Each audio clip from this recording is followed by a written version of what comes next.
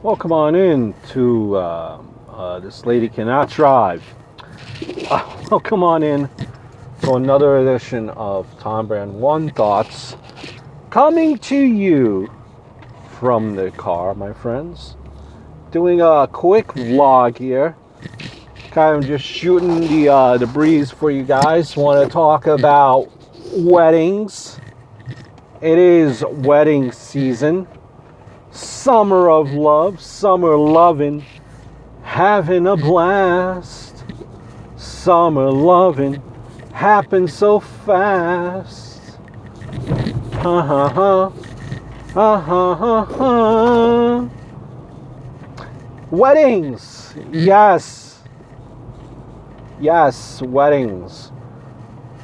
Have you guys gotten married before? Are you married?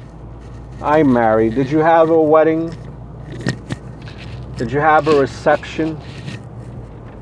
Or, do you come to me and ask me for help as to how to behave at a wedding? Because you might be a little bit lost. Well, ladies and gentlemen, I've been through that all. Been to my fair share of weddings. Had my own wedding. There you see. Had my own wedding. Been in bridal parties. And it's a fun time. But there's certain times where, you whether you're in a wedding or throwing a wedding, it's a little bit nerve-wracking. Nerve-wracking in the sense there's certain things that you cannot control, ladies and gentlemen. For example, let me run a story for you guys. Do a quick little story here. And this lady still cannot know how to drive. Damn Connecticut, I swear to you. Anyway, there are 3 people in a wedding party. And this is based on a true story, ladies and gentlemen, where you cannot make this up. 3 people. Okay, my friends, 3. 2 grown-ups, married couple, and 1 child, at the time 8 years old. Okay? Plates, let's just say, per person, run about, let's say this is a day wedding, run about $75, correct? Said person is on your Facebook wall, one of your friends. Not a great friend, but friend that you know. You invited them. And at the end of their wedding, they say their goodbyes and say thank you for inviting. They thank you for coming. Thank you for sharing in my day. And, when you get back home after the wedding, you will open up the invite. First no that you do not do, which this person did, is they got a gift card. Listen, you would much rather, if you're getting a gift card, if you're going the gift card route, where you're not giving, let's say, money in an envelope, and money in an envelope always helps. That's the sure best bet gift to get, I believe. But if you can't do that, and if you choose to go the, I guess maybe unconventional route, and actually getting a gift, you would not get gift card. It's pretty impersonal. And when you get gift card, if for 3 people you're giving a total of $50, 50, not 500, 50, 50, you, my friend, have struck out in the eyes of the newly married couple. Newly married couple also realizes that either they underestimated how cheap you are, or they didn't even know that you're cheap, or they might have just simply expected it. But either way, they're infuriated because as much as they consider you enough to invite you to a wedding, there is no excuse where you should be giving $50 total. You spent more money on your suit to get to the wedding than you gave them. And you gave them a gift card, $50. And this is not even a gift card to a Macy's or a Kohl's. Not that that's any better. This is a gift card for a Applebee's restaurant. So a couple of things to take from this story. A, do not be cheap. B, do not give gift cards. And C, if you are giving a gift card, do not give gift card to a semi-fast food type of establishment in Applebee's. I'm sorry for all you Applebee's fans out there. Applebee's is on the borderline of being a fast food chain. You, at the very least, have to cover your plate and then some. That's always a rule of thumb. Always a rule of thumb. Proper etiquette at a wedding. Behave. Don't be cheap. And you, as the couple that's getting married, you have to evaluate this, okay? Because as much as you want these people in your life, you have to do a kind of like a chart here. Who you expect who you know is cheap, who's on the fence of being cheap, and who you know is not cheap at all. You almost gotta weigh your options here. And when you're doing a wedding, and if being that you're paying really per plate, plus you factor in the alcohol, which is usually separate, and all of that. The more people you invite,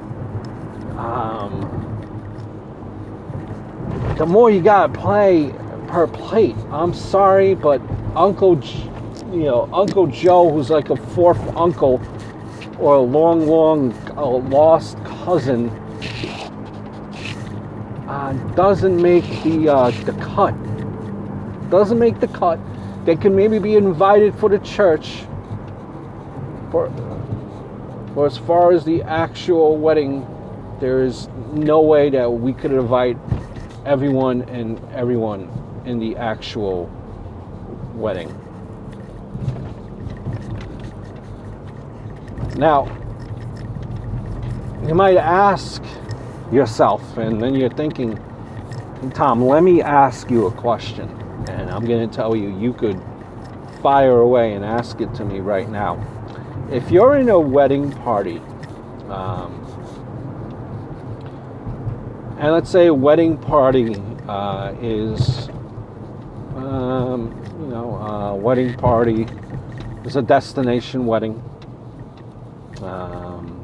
or you're in a wedding party and it's a wedding that is out of state and you have to travel there.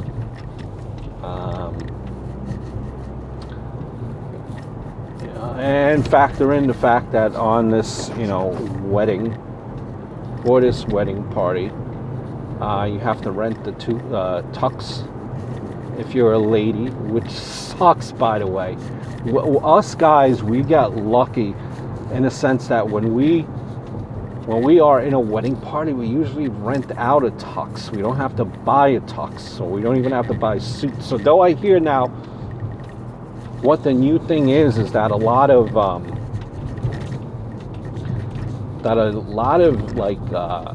grooms now, they don't want to rent out tux. They want to buy suits.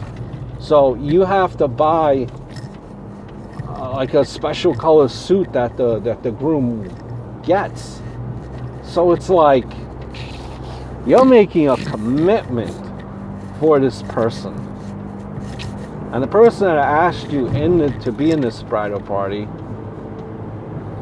now, they asked you because they do think something of you. They consider you important. But you right there, you gotta be thinking to yourself, do I want to make this commitment? Do I want to make this commitment? And when is it acceptable for me to say this person, I don't want to be in their wedding party? And you have to realize, if you tell this person that you don't want to be in their wedding party, what are the ramifications of this? Besides, obviously, a whole bunch of awkwardness. See, if, like, for example, I mean, either way, I think you just gotta go with it. I mean, because it's awkward. Like, you might think to yourself, let's say your sister is getting married and your soon-to-be brother-in-law asks you to be in the wedding party, and you only spoken with him like once or twice in all the years that they've been dating, so it's more like out of respect type of asking to you be in the wedding party. But as far as the groomsmen, you're like the out of 5 groomsmen there, you're probably like the 5th one out of importance. So it's more like a sympathy asking, and you're like, do I really want to commit to getting this suit, the tux, and do I really want to commit?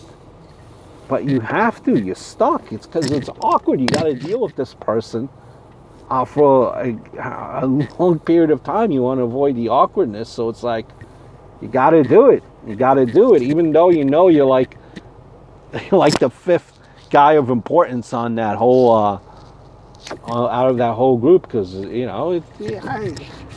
your soon-to-be brother-in-law really doesn't care. But what are you gonna do? What are you gonna say? You can't say no.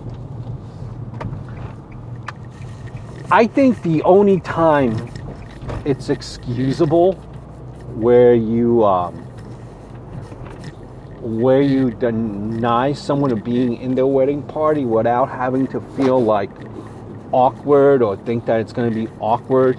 It's if it's like a destination wedding, to like an exotic beach location, or a destination wedding to or like a wedding in a country, because at that point the person inviting you realizes that you gotta like pay your own way, that they're not paying for. You gotta pay for your airline ticket, right? So I mean, that's the only time really why I think you could tell someone, hey, listen, I don't want anything to do with this wedding, will be acceptable. Other than that, I think you gotta bite the bullet, and you just gotta do it. And when you do it, when you accept that wedding invitation to be in that wedding party, again, do not be cheap, my friends. Do not be cheap. Gotta not only pay for your suit, you also gotta cover the plate of yourself and then some. That way the couple is able, through your funds, this is the common theme here, don't be cheap. That way the couple is able to pay off your portion of the plate through the money that you give, and is able to keep some extra money for their own needs and whatever new furniture they might want to buy. Maybe they want to go on a honeymoon, on a vacation. So they're looking for your help and existence. Let's not be cheap. I think, depending right now, if I were to put like an actual price per se on this, I think, okay, at bare minimum, if it's you and, let's say, you and your significant other, not even factoring in like the relationship of the wedding party. Okay, obviously, I think you have to give a little bit more to someone that's your brother or sister as opposed to someone that's like a friend that's you've been friends with for 5 years and not someone that you know your whole lifetime.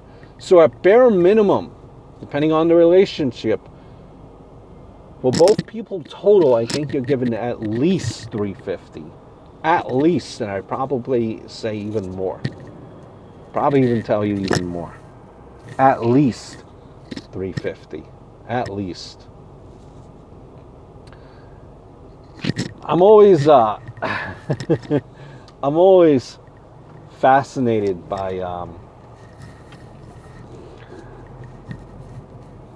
the wedding songs at these you have your classic Macarenas, you have your classic chicken dances, you have your classic hokey pokey.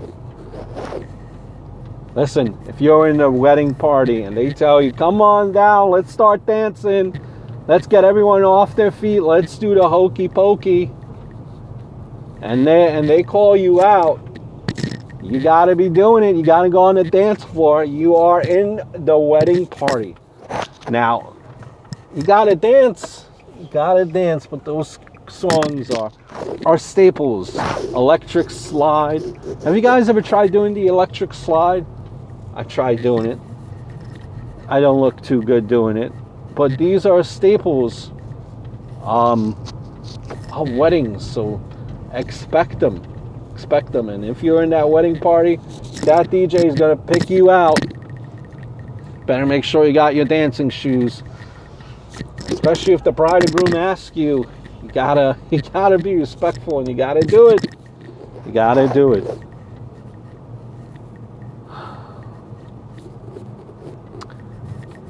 Don't you just hate sometimes too? I mean, the weddings, I hate it. The weddings that are scheduled on like holiday weekends, like 4th of July weekend when everyone's going away, or Memorial Day weekend, or like when the Super Bowl is the week of the Super Bowl. Like those are certain dates that I think you cannot schedule a wedding. You can't, I know that a lot of people, some people do it because it's cheaper. But you can't do it because like a lot of people are going away during that time, like those long extended weekends. So if you're planning a wedding, my advice, my tip to you is don't do it. Don't do it like that because you're going to get a lot of declines. You're going to get a lot of declines, my friends. Just some things I wanted to speak about. Weddings. If you're doing a best man speech, make sure, guys, that you are completely sober. You have to deliver something on point. Like being a best man at a wedding, it's a lot of pressure. You got to deliver. You got to bring the funny. You are one of the key points in the wedding, so you gotta be on point funny. You gotta have it in you. So I know a lot of people are nervous when they have to deliver that speech. Make sure you don't get too thanked. Make sure you don't get too thanked because you don't want to be embarrassing yourself. You don't want to be embarrassing the groom. You don't want to be embarrassing the bride. So and brides or grooms, if you're watching this, make sure those drinks are watered down. Make sure those drinks are watered down. Just some of my thoughts on weddings and how to act and how to behave during a wedding. Just my random 2 cents here. Hope everything is going well for you guys. And we'll speak very, very soon.